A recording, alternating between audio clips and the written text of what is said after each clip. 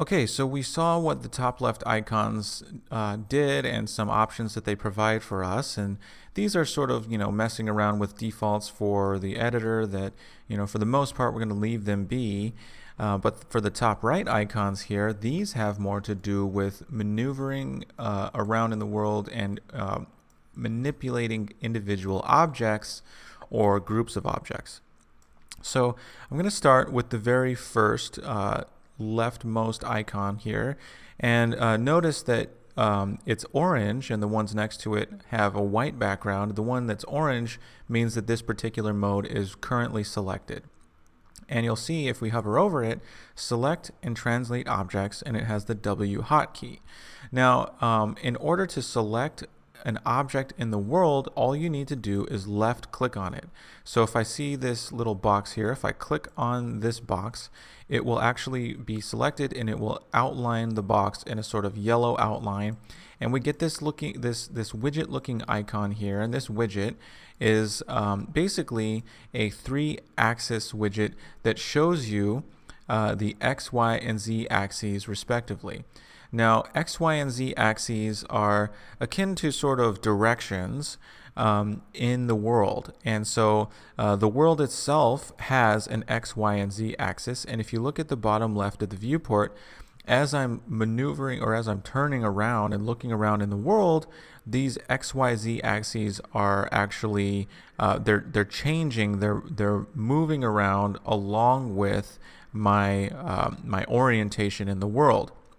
So this shows me the world's X direction, Y direction, and Z direction. So if I'm facing the direction I'm facing now, X can be thought of as left or right.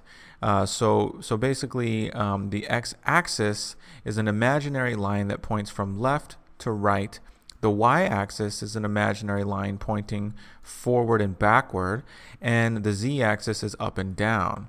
And so if I take this box that I have selected, and if this mode is selected here, select and translate objects, then I can actually move it around individually by axis. So if I want to move it up and down in the, basically changing its location in the z-axis, I can actually hover over this blue arrow here and click and drag, and I will drag it up and down, and I'm changing its z-axis coordinate. And you'll see in the details panel here, because I have this box selected, that in the transform section under location, you'll see its location in the world. And so if you look at the z location coordinate, it says 640 on my screen. If I click the blue arrow and drag it, you'll see that that number is changing. And that way you can sort of think of it as a sort of location address that I'm changing while I'm moving it around in the world.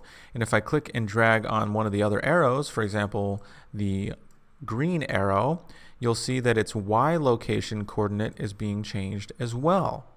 So that's how you can move an object around in the world, and this can be very useful if you want to move something precisely in one of the axes.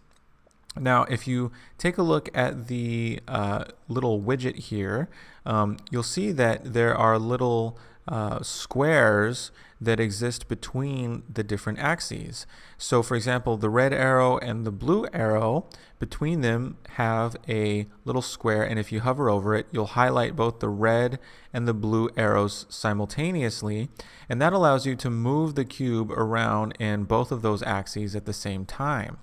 So it's moving up and down and in the X direction, left and right, at the same time. And you can do the same thing for the green and blue simultaneously, and that will move you around in the YZ plane. And if you click and hover over green and red simultaneously, you're moving it around in the XY plane, which is sort of like sliding it around the ground. If we move it down onto the ground, we can slide it around on the ground by simply choosing to move in the X and Y coordinates respectively, and we're ignoring the Z coordinate. So that's one way to maneuver the object throughout space. And another interesting way that we can manipulate it is when we want the object to snap to the floor. Now, we can bring the object down to the floor, and set it down on the floor. But a quicker way is to hit the end key. So if you hit the end key, what it will do is snap it to the ground. So my particular keyboard at the time doesn't have an end key, but if you have an end key on your keyboard, and it's typically towards the right of the keyboard, with the object selected, if you hit the end key, it will snap it to the floor, and that will allow you to just set it down without having to drag down and precisely place it. So that's how you translate an object, and you're basically translating it throughout basically the coordinates in the X, Y, or Z axes respectively, one axis at a time. Now, over here in the details panel, you can actually place it at a precise coordinate by manually entering in X, Y, and Z coordinates respectively. So if I hit 0 for X and then click on the Y and hit 0, and then click on the Z and hit 0 and hit enter, then I've essentially translated this cube to the origin of the world, or the 0, 0, 0 point, and you'll see that it disappeared. So now that I can't see it, I can sort of go around and look for it and try to find it.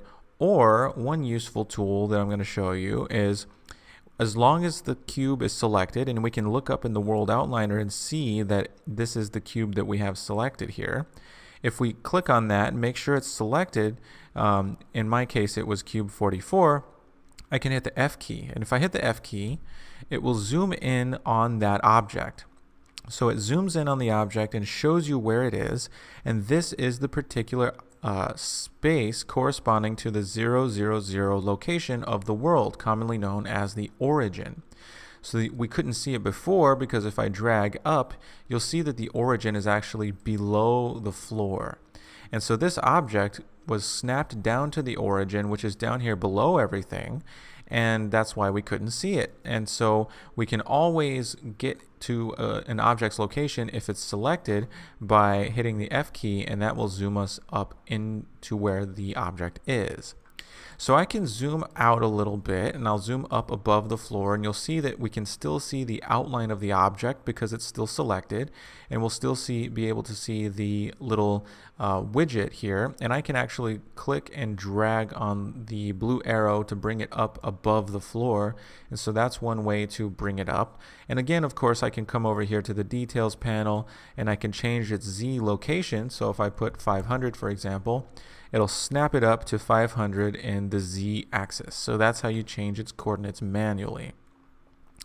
So another tool that I'm going to show you before we continue is, if I have the box selected and I hit the F key and zoom in on it, I can hold down Alt and then left click, and that will allow me to rotate the camera around the cube and see it from different angles.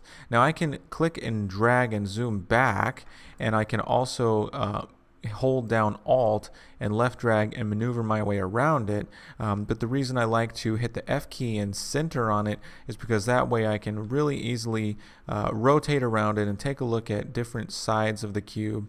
And whereas if I move around and select it from some weird angle and then hold F and sort of rotate around it, it's no longer in the center of my screen. So hitting F will center it, and holding Alt will allow me to look around it and basically sort of see behind it, see below it, and different aspects of the object. And so this is good for really getting to take a look at all the details of a specific object. So that is how you move an object around, how you focus on it using the F key. You have it selected as long as it's selected in the world or in the world outliner. If you hit the F key, you will zoom in and focus on it, and then holding Alt will allow you to rotate around it. So that's translation, moving something throughout space using its axes or manipulating it manually in the details panel. Now the next icon is the rotation icon. If you click on it, you'll see that the little widget has changed from arrows to these little circular arcs that correspond in color to the various axes. So the red indicates that you can click and drag this and it will rotate about the x-axis. So the x-axis was going, from left to right, and if you click and rotate around that, it's almost as if a toothpick was skewered this box, stuck through the middle of it, and you're rotating around that toothpick. And so you can do the same thing for the green arc, that's rotating it around or rotating it about the y-axis. And then of course the blue one rotates it around the z-axis, so it's kind of spinning it around as if the toothpick were stuck down through the middle of it.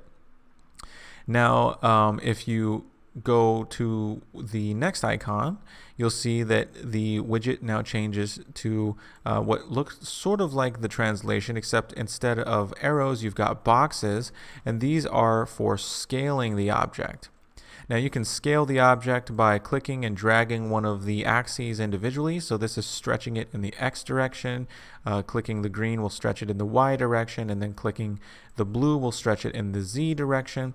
And you can also click and scale in two axes at the same time. For example, if I come up above it and I hover over the line that connects the green and the red, I can scale it in the X, Y axes and ignore the Z axis, and that will stretch it flat like a platform, sort of like a floor. And then I can, if I want to, shrinken it or flatten it in the z-axis by clicking just the blue, or I can scale it in any two axes at the same time. Now I can scale all three axes at the same time by clicking in the middle, and with all three axes highlighted, then I can just scale the whole thing. So that sort of gets it to scale uniformly in all three axes at the same time.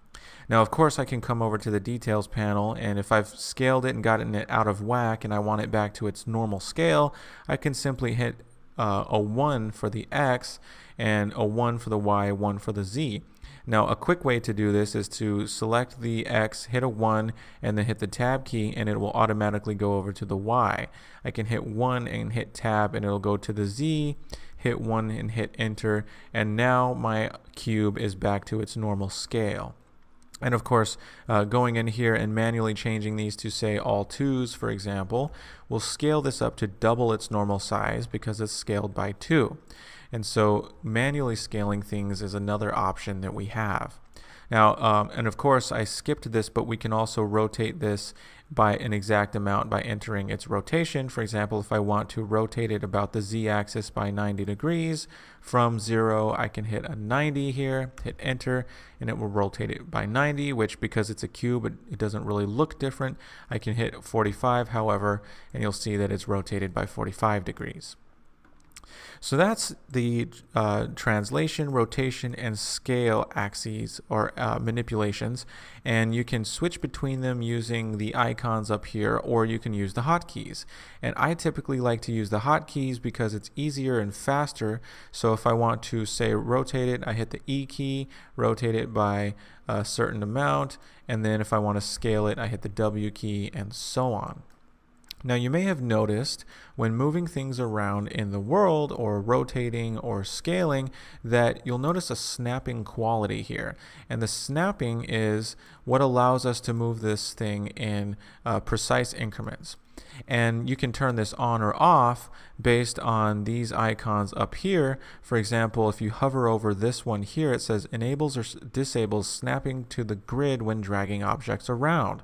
And the grid is sort of a discrete number of increments, as you saw when we zoomed down and saw the grid here at the bottom. This is showing you the units of measurement, and by default, moving things around snaps it to a grid. And if you want to disable that snapping, then you can click up here, and now that it's no longer orange, then you can move it in a discrete, smooth manner, whereas snapping on will have it snap to precise increments. And the same goes for rotation. If you hit the E key, we can rotate it, and you'll see on the little icon here that it's rotating by 10-degree increments. And that allows us to rotate it precisely. If we wanted to rotate it exactly by 90, we can just, with snapping on, rotate it until we see 90 and release. However, we can disable snapping by clicking up here where it says enables or disables snapping objects to a rotation grid, and now we can rotate it by a more smooth, fine amount. And of course, up here where it says snapping to a scale grid, if we hit R and go to the scaling mode, you'll see that it scales up by a snapping discrete amount. If we disable snapping, we can actually scale it in a smooth manner. So that gives us a more flexible option. And so that is how you enable or disable snapping for scaling, rotating, and translating respectively.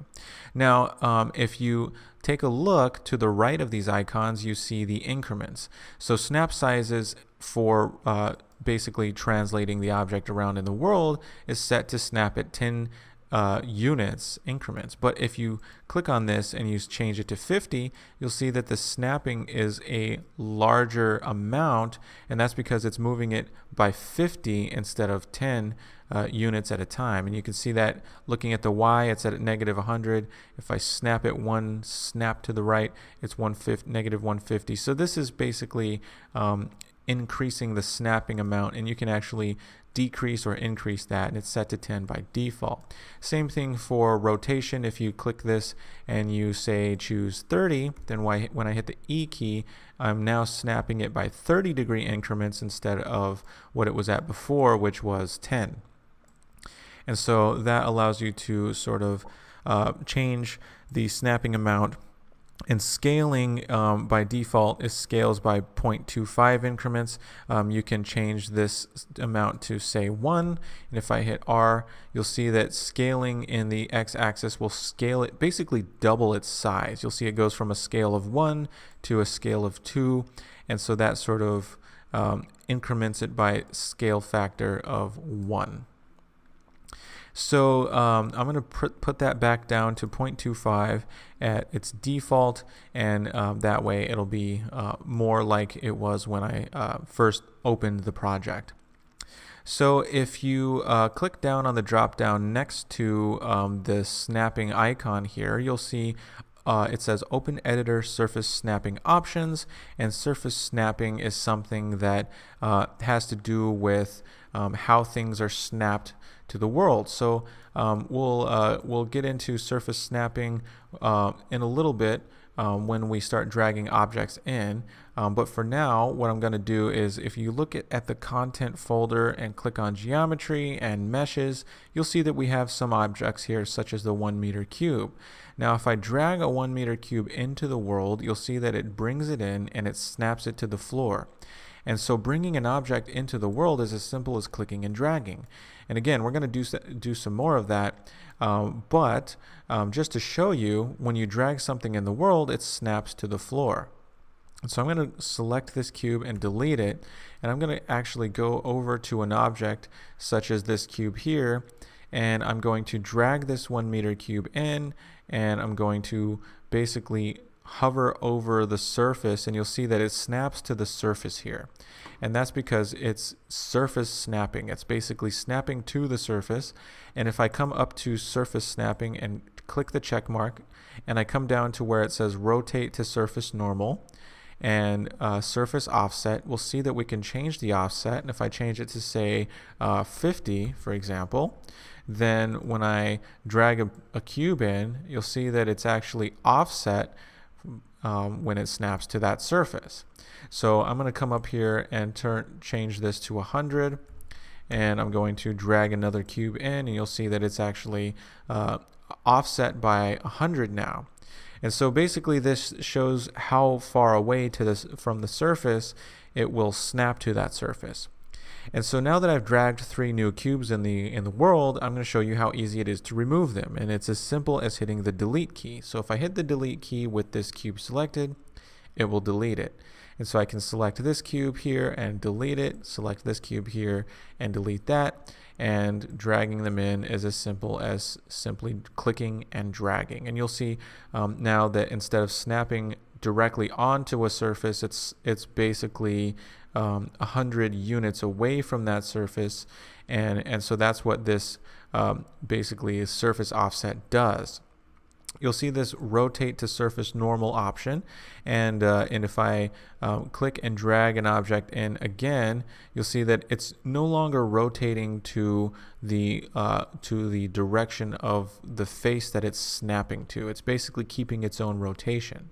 So if I delete that and delete that, those cubes, and I turn this rotate to surface normal back on, then when I drag it in, you'll see that as I come around the corner, it's rotating to the face that it's snapping to. And so that's an option that you have when you have this surface snapping enabled. So I'm going to bring this surface offset back to 0, and I'm going to uncheck surface snapping just to put it back to its defaults, but that's basically showing you that option. So that tells us that covers maneuvering throughout the world, and maneuvering objects throughout the world, and scaling, rotating, and translating them. Another option up here at the top of the icons is the camera speed. Now remember, we were able to scale the world up and down using the scroll wheel, but there's also a way to alter the sensitivity of maneuvering throughout the world, and that's the camera speed. So if you don't want to scale the world up or down, you want to leave that being and leave it at a good spot, but you want to move around in the world quicker or more slowly, then you alter the camera speed. So if you click on this, you can zoom this up, and then you have a much more powerful maneuvering capability, or you can move it down and scale it down, and you will barely move any at all. So this allows you to alter that camera speed without having to scale up or down your world, and it's basically set to 4 by default. So that is the camera speed, and that concludes the icons up here at the top of the viewport. And basically the most common ones, the ones that you really want to remember, are simply how to move an object around, how to rotate it, and how to scale it. And those are easily accessible by the W, E, and R keys respectively. So to select an object, simply hit W to get the translation widget, then you can move it around in the world. Hit E to get the rotation widget, and hit R to be able to scale it up or down. And of course, you got the icons up here, and you've got the snapping capabilities. You can turn those on or off depending on whether or not you want to be to have snapping enabled. And then of course you can snap by different increments, and you can set those here and by using these icons. So that concludes the icons in the viewport. And that's basically going to conclude this this sort of bombardment that you're probably feeling overwhelmed with, of all these icons, buttons, and things. From now on, we're going to get into actually using things rather than just going through and explaining icons. But those are the main ones that you really just kind of want to know about, know what they do, how they exist, or why they exist, and how they can be used. Because that's going to really allow you to move objects around and do some level design, and that way you can very easily drag objects in and create your level. For example, we saw how easy it was to take a mesh and just place it in the world by clicking and dragging. So you can actually click and drag objects in and move them and position them now that you know about these icons and the hotkeys. So that concludes the icons in the viewport, so stay tuned for the next video where we will actually do some more object creation and manipulation.